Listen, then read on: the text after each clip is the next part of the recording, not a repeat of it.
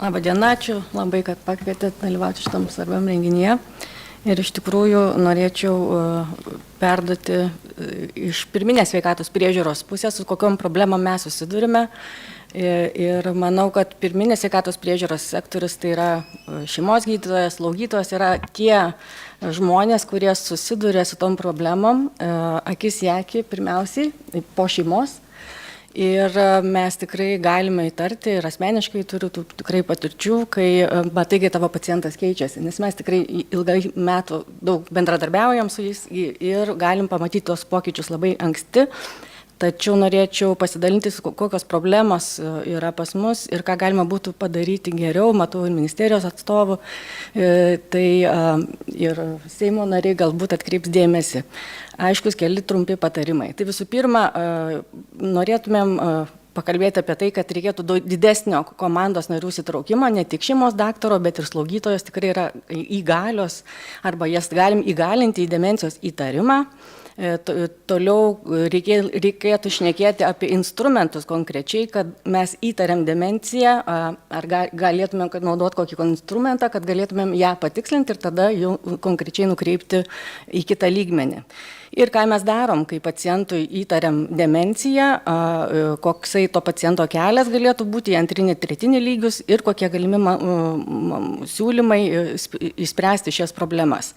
Tai visų pirma, jeigu pažiūrėtumėm į normą, ką gali šeimos gydytojas, tai jisai negali diagnozuoti ligos, jisai gali tik įtarti demenciją ir dėja mes neturime jokių konkrečių instrumentų skirtų demencijos įtarimo patvirtinimui šiuo metu nacionaliniu lygmeniu.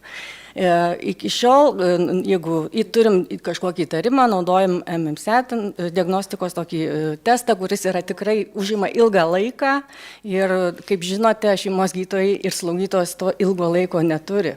Ir ieškoma kitų įrankių, pasidalinsiu skaidrėse vėliau.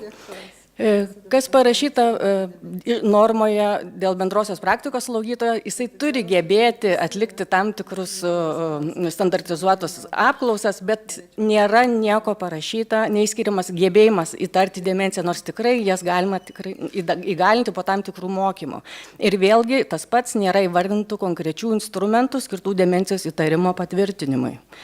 Yra Lietuvoje išplėstinės praktikos slaugytojas, kuri gauna magistro laipsnį, tikrai turi daug kompetencijų, jisai turi išmanyti, kaip teikti paslaugas demenciją sergančiam, bet vėlgi nėra galimybės jam įtarti, nėra išskiriamas toksai gebėjimas ir nėra jokio konkretaus instrumento ar skalės, kaip tą demenciją įtarti. Tai matome, kad pirminės sveikatos priežiūros grandis yra kaip ir be jokio įrankio. Ne? Tai čia tas minėtas kognityvinės funkcijos vertinimo naudojamas klausimynas, kaip jį naudoja ir psichiatrai, ir neurologai, ir geriatrai. Pirminiai grandy jisai tikrai yra per ilgas ir mes tikrai ieškome sprendimų, kaip galima pirminės sveikatos priežiūros lygmenį, jeigu mes įtariam, pasitikrinti tą įtarimą, sudubliuoti su kažkokiu verifikuotų, validuotų klausimynų. Ir jau esam atlikę tokį testą projekto metu tarp daugybinėm ligom sergančių pacientų ir toksai yra labai paprastas, greitas klausimynas ir jo privalumas yra, kad dar jeigu yra pacientas atsako, surenka tam tikrą balų skaičių, yra įtarimas, tai plus apklausim ir šeimos nariai, kas yra labai svarbu, nes gali paciento kognityvinės funkcijos būti ir dėl to, kad jisai socialiai izoliuotas ir taip toliau, ir taip toliau. Ar gal klausos turi sutrikimus, ar ne? Tai šitą klausimyną mes bandom, testuojam, galbūt tai galėtų būti, jeigu validuosimės, jį galėtų būti pasiūlymas naudoti jį nacionaliniu mastu. Taigi, jeigu mes įtariam kaip specialistai pirminiai grandy, kad tai taip yra demencijos įtarimas, tada šeimos daktaras turi sukti galvą. Galbūt ateityje ir slaugytojas turėtų apie tai pagalvoti, kam nukreipti. Ar gydytojui geriatrui, ar gydytojui neurologui, ar gydytojui psichiatrui. Jie visi pagal savo kompetencijas turi įtarti, diagnozuoti ir gydyti demenciją, Alzheimerio ligą. Tačiau nėra iš pirminės grandies aiškios pozicijos tikrai kur nukreipti, ar ne. Ir antras dalykas, tikrai abejotinas specialisto prieinamumas ir ištyrimo galimybės, jų tolygumas atskiruose regionuose.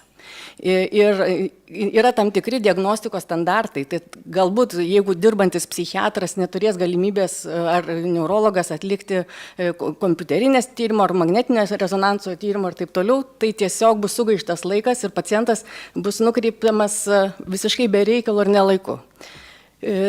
Taigi, ką mes irgi nestovim vietom ir galvojam, ką mes galėtumėm padaryti ir galbūt irgi tokie pirmieji žingsniai esam parengę praeitais metais metodinės rekomendacijas kartu su neurologais, psichiatrais, geriatrais ir išbandę pirminiai grandy, kada jau įtariama atsiranda kažkokie sutrikimai paciento, kokius mes turime tyrimus atlikti ir tarkim, jeigu žmogus, turbūt sunku žiūrėti, bet tarkim, jeigu žmogus yra vyresnio amžiaus, virš 60 konkrečiai, jisai nukreipiamas geriatrui, jeigu yra kažkokie labiau neurologiniai defektai, jaunesnis amžius, tada atsiranda algoritmas, kad jisai privalo patekti pas neurologą.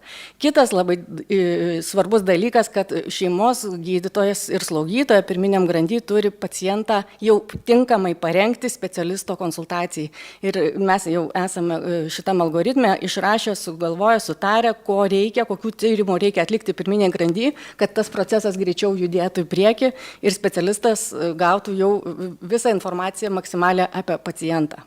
Ir paskutinė skaidrė, nežinau, kad laikas spaudžia, tai ką mes siūlome, pirminės sveikatos priežiūros komandos narių mokymai ir svarbiausia slaugytojų galimas įtariant demenciją, nes jos taip pat arti to paciento yra, unifikuotų instrumentų savalaikiai demencijos diagnostikoje įdiegimas ir nacionalinis lygmenių yra labai svarbus, mes jų kol kas tokio instrumento iš vis neturim, paciento kokybiškas ištyrimas, kad kaip mes jį turim ištirti, tai turi būti atskiri mokymai, mes manom šitą tematiką, atskiri algoritmų parengimas, kuriam specialistui kada, kur nukreipti tarus diagnozę, kad nebūtų sugaišiamas laikas, galbūt galima formuoti žalius koridorius, galbūt artinti atminties centrus arčiau tam tikrų regionų ir žinoma visuomenės švietimas labai svarbu, kaip atpažinti ir kad nukreiptų, kad greičiausiai pas šeimos gydytoją, nes jisai pažįsta pacientą geriausiai. Tai ačiū labai už jūsų dėmesį ir galbūt tikrai to unifikuoto nacionalinio standarto tikrai reikėtų.